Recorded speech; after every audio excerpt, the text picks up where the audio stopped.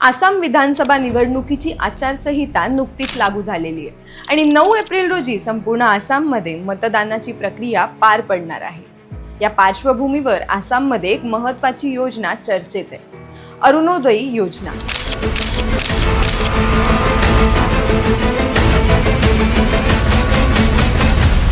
आसाममधील भाजपा सरकारने या योजनेअंतर्गत तब्बल 40 लाख महिलांना दर महिन्याला 1250 रुपये देण्याचा निर्णय घेतलाय। विशेष म्हणजे पुढील महिन्यात विधानसभा निवडणुका होण्याची शक्यता आहे आणि त्याचमुळे मार्च महिन्यात महिलांच्या खात्यात 9000 रुपये थेट जमा करण्यात येणार आहेत। या योजनेत नव्याने 40 लाख महिलांचा समावेश करण्यात आला असून त्यामुळे लाभार्थी महिलांची संख्या सुमारे 80 लाखांपर्यंत पोहोचली आहे। या 9000 रुपयांचा तपशील पाहिला तर दरमहा 1250 या प्रकारे 4 महिन्यांचे सुमारे 5000 रुपये आणि बोहाग बिहू सणानिमित्त देण्यात आलेले 4000 रुपये अतिरिक्त बोनस, अशा प्रकारे एकूण रक्कम महिलांच्या बँक खात्यात जमा करण्यात येणार आहे। विधानसभा निवडणुकीच्या तोंडावर इतक्या मोठ्या प्रमाणात थेट आर्थिक मदत दिल्यामुळे राजकीय विश्लेषणांच्या मते महिला मतदारांमध्ये मुख्यमंत्री हेमंता बिस्व शर्मा यांच्या सरकारबद्दल सकारात्मक वातावरण तयार होण्याची शक्यता आहे। अशा प्रकारच्या योजना निवडणुकीत किती प्रभाव ठरवतात याची उदाहरणे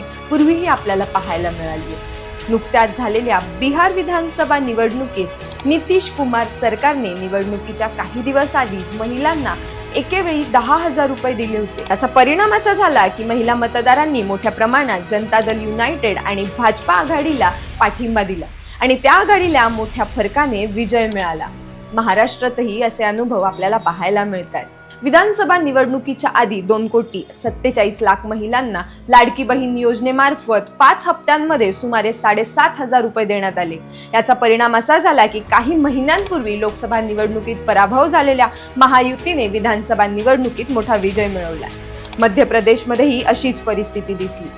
शिवराज सिंग चौहान यांच्या सरकारने निवडणुकीपूर्वी 1,31,00,000 महिलांना दरमहा 1250 रुपये सुमारे 9 महिने दिले आणि त्याचा परिणाम असा झाला की मागील निवडणुकीत पराभूत झालेल्या भाजपाला पुढील निवडणुकीत विक्रमी विजय मिळाला। आता इंडिया आघाडीच्या सत्तेतही झारखंडमध्ये पाहिले लोकसभा निवडणुकीत पराभव झाल्यानंतर राज्य सरकारने महिलांसाठी मैया सन्मान योजना सुरू केली।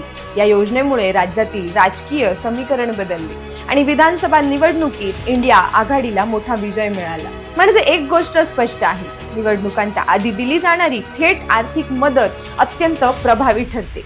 काही राजकीय विश्लेषण तर असेही म्हणतात की ही योजना निवडणुकीतील एक ब्रह्मास्त्र ठरू शकते। तुम्हाला हा मजकूर कसा वाटला हे मला खाली कमेंट्समध्ये नक्की कळवा आणि हो, अशाच राजकीय विश्लेषणांसाठी द फ्रीडम कॉलम या चॅनलला सबस्क्राईब करायला विसरू नका।